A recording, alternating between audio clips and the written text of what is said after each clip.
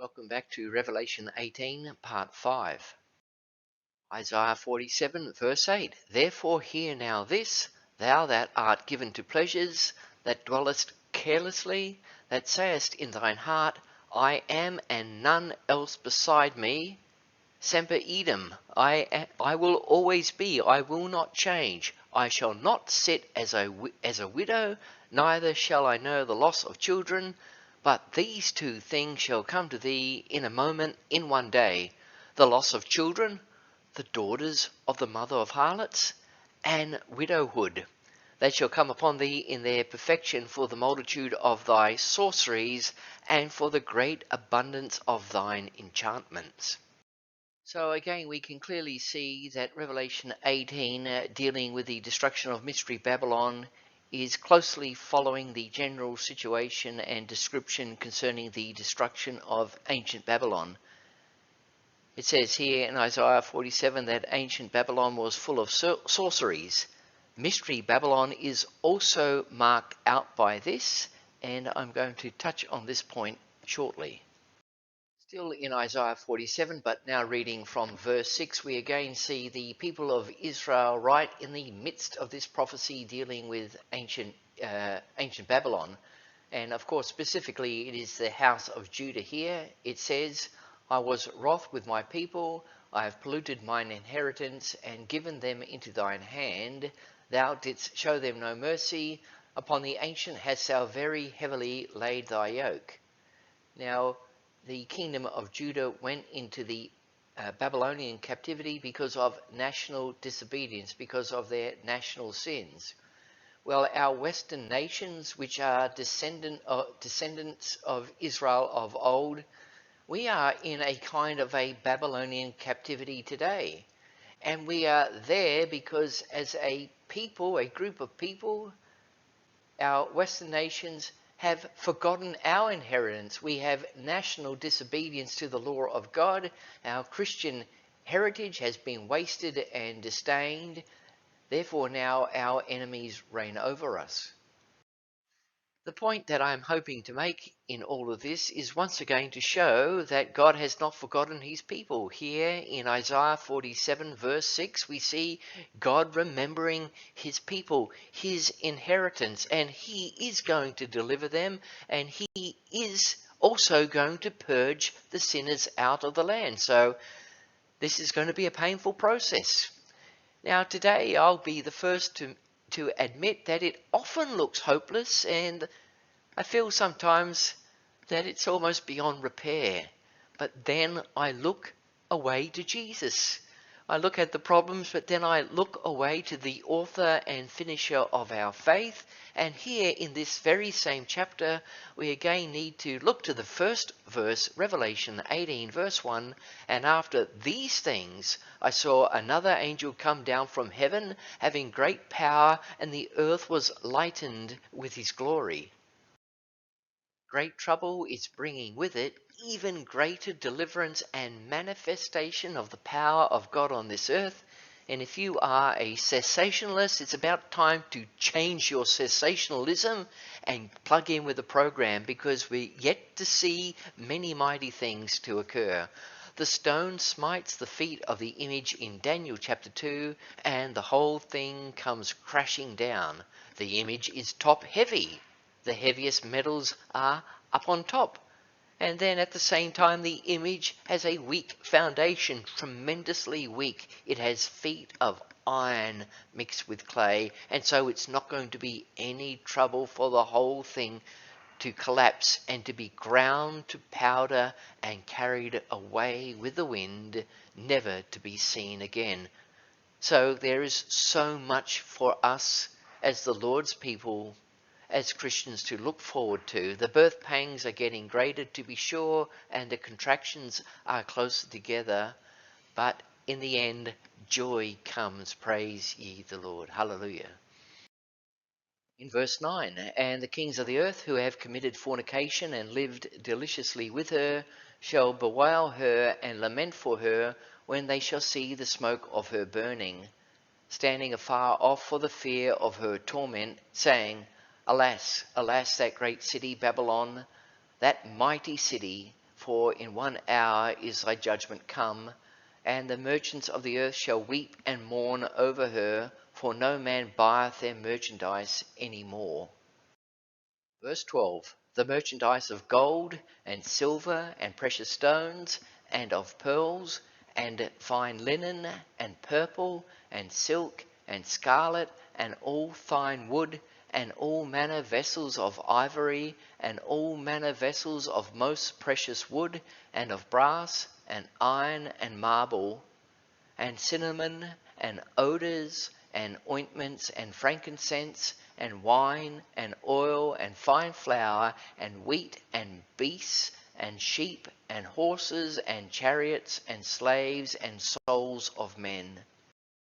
Verse 14. And the fruits that thy soul lusteth after are departed from thee, and all things which were dainty and goodly are departed from thee, and thou shalt find them no more at all.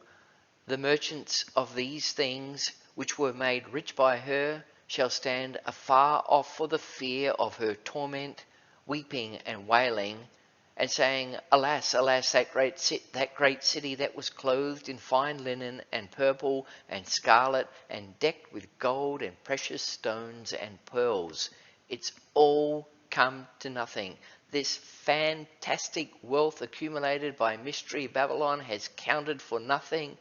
And furthermore, this great list of businessmen and merchantmen and globalists also weep. It's got them nowhere at the end.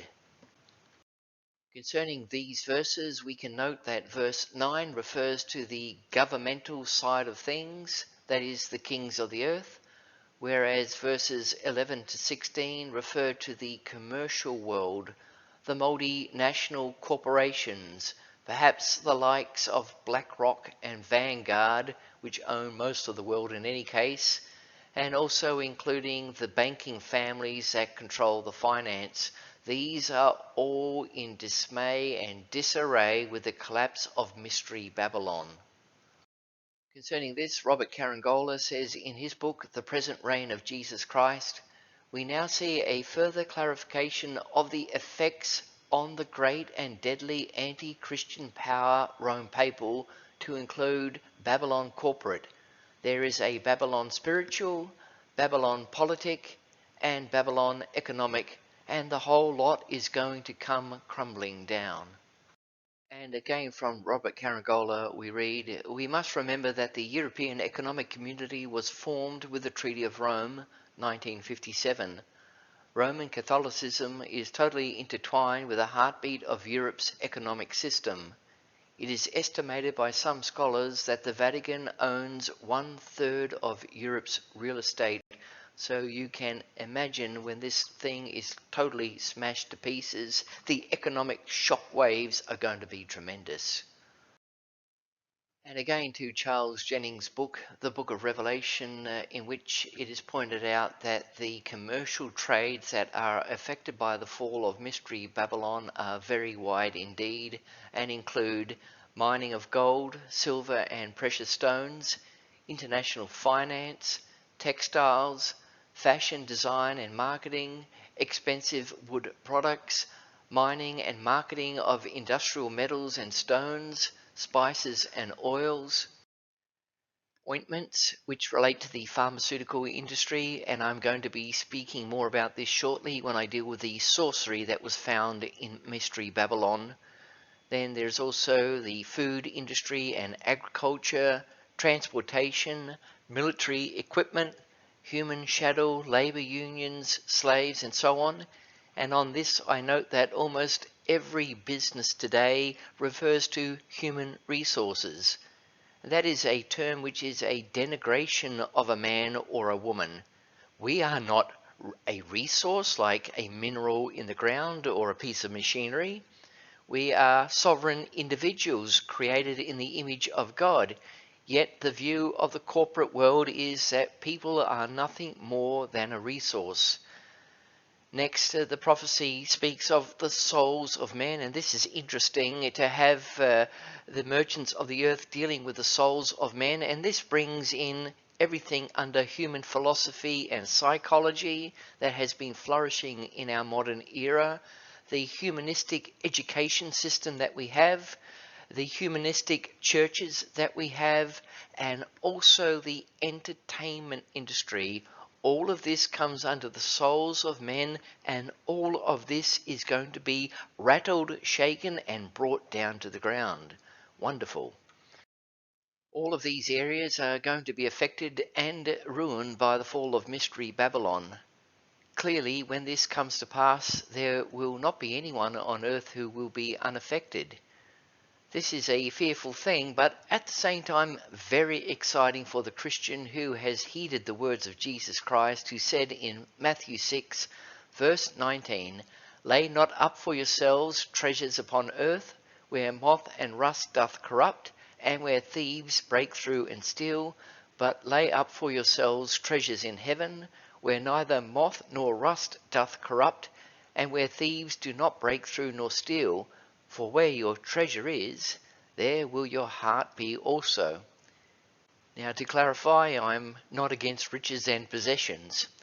However, if our riches and possessions possess us, you or me, then that is where the problem lies, and we will not be rejoicing as the saints of God will be with the fall of Mystery Babylon. Going back to verse 10, we learned there that the kings of the earth would be standing afar off for fear of her torment. And this is very interesting. They will be weeping and wailing because of her destruction, yet at the same time they are going to distance themselves from her. They will be standing afar off. They will not get involved. They will not come to her aid. They will not hold her up. Isn't that wonderful? She is going to be dropped by her friends and allies like a heavy rock. And the reason why they do this is given, for it says, for fear of her torments. In other words, they will try and distance themselves from her in order to avoid suffering the same fate, but alas for them, they will all be partakers of her plagues in the end. Revelation 18 verse 17, "For in 1 hour so great riches is come to naught, and every shipmaster and all the company in ships and sailors, and as many as trade by sea, stood afar off, and they cast dust on their heads, and cried, weeping and wailing, saying, Alas, alas, that great city, wherein were made rich all that had ships in the sea by reason of her costliness. For in 1 hour she is made desolate." From verse 17, we can see that today this would be the global corporations and other smaller businesses caught up in this, who are engaged in international trade and commerce, particularly by sea, which still remains the main means for the international trade of goods. It is these who mourn over the destruction of Babylon, because it was by or through her that they had been made fabulously wealthy. Verse 23, "And the light of a candle shall shine no more at all in thee, and the voice of the bridegroom and of the bride shall be heard no more at all in thee. For thy merchants were the great men of the earth," the globalists, the global corporations, the people, the main people that are behind these. "For by thy sorceries were all nations deceived." It says here that by thy sorceries were all nations deceived. If we restrict our understanding of this to ecclesiastical Babylon alone, then of course we can readily think of all the outrageous papal claims to deity and supernatural power, the superstitions, signs, and lying wonders that are part and parcel of the Church of Rome, crying and bleeding statues, miracles attributed to bones, relics, or shrines. And in the 20th century, we have the famous lying Fatima visions in 1917. However, much more than this may be intended, and this is why at the beginning of chapter 18, I talked about the multifaceted nature of Babylon and how that it is intertwined with other evil powers that are operating in the world today. The Greek word for sorceries used here is pharmakia, and this is where we get pharmacy or pharmaceutical from. This is where we get those words from. The pharmaceutical industry is obviously one of the most wealthy and influential powers operating in the world today, or to be more specific, it is the people who control this industry that have the wealth and the power. Now, I am not going to bother to elaborate too far on this point because it seems so obvious. Doctors most often prescribe drugs which the pharmaceutical industry has promoted and encouraged them to deal out to their patients. Alternatives besides these drugs are shunned and scoffed at. The population generally trusts doctors, and doctors in turn trust the pharmaceutical industry, and with this often comes money, promotions, flights and holidays provided by the pharmaceutical industry to the doctors to help this kind of relationship to flourish. In 2022, over 60% of the population of the world has received at least one mandatory cookie, and I trust you will understand what I mean by this. And still more of these cookies are coming. Any doctor that prescribes any other form of medication apart from this mandatory cookie is deregistered, and as such he can no longer practice. Since the beginning of this year, the data is now emerging from some countries that forced these cookies onto their populations that show that the population mortality rates have significantly risen and the natality rates have significantly fallen, and it seems that this situation is only going to get worse. By this have all the nations been deceived? I personally find it hard to go past this understanding given what has transpired, especially in the last 2 years. But of course, it has obviously been at work long before this. Still today, the majority of people seem to have not yet woken up and are lining up to take the 4th and 5th cookies, plus other types, as they shun the immunity system that God gave us all and look almost entirely to the medical industry to save us. And this I find very sad. Now, I do want to hasten that I am not against the medical industry, I am not against doctors, but rather it is the evil corporate interests behind this that create the deception. It is this evil that I am speaking against. In recent times, I have been to the hospital twice. Once for a piece of steel that penetrated just above my ankle, and then also for a deep cut to my finger that I did with a power tool. And in both cases, the doctors did a fantastic job. So please don't get me wrong on this point. Christians should always be people that pray first when sick or injured, and if necessary, we need to also seek medical help. In my case, I was praying on the way to the hospital, and I am personally thankful that I was not more seriously injured and was only slowed down for a few days on each occasion. Now to Revelation 18 verse 24, where we are again reminded of something that we have come across before in the book of Revelation. And in her was found the blood of prophets and of saints. I have provided this quote previously in another part, but I'm going to read it again here. And it is from William Edward Hartpole Lecky's History of the Rise and Influence of the Spirit of Rationalism in Europe, Volume 2. And he said that the Church of Rome has shed more innocent blood than any other institution that has ever existed among mankind will be questioned by no Protestant who has a competent knowledge of history. The memorials, indeed, of many of her persecutions are now so scanty that it is impossible to form a complete conception of the multitude of her victims, and it is quite certain that no power of imagination can adequately realize their sufferings. It is not necessary for me to go through any of these specific details again, but if you haven't viewed it, please at least go to Revelation 13 part 7, and there you will get some idea of what the Church of Rome has been up to throughout the years. Note also that this verse refers not only to the blood of prophets and of saints, but of all that was slain upon the earth.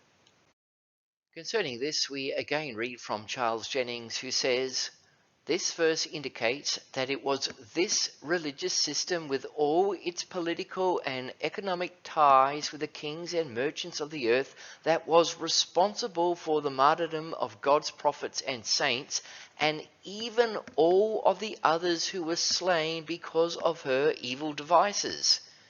There have been millions of people that have died, not necessarily as martyrs of the Christian faith, yet have given their lives as soldiers and freedom fighters in the defense of their homeland against the encroachments, directly or indirectly, because of the abominations of Babylon."